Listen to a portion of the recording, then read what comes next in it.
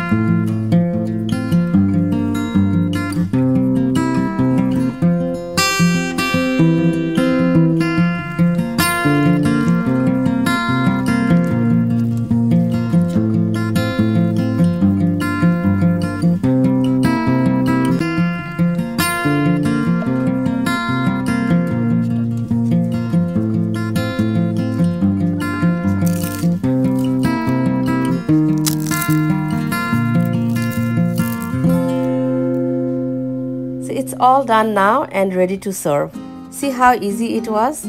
I didn't give any measurement because this recipe you add things according to your taste. Just taste it as you're mixing. You can either have this with puchka or just by itself. I brought this today to my brother's house and we are all having this together. This is something it's more enjoyable with lots of people. We are having this at his balcony with the beautiful sunset. Thank you for watching. Until next video, please keep me in your prayers. Assalamualaikum, Allah Hafiz.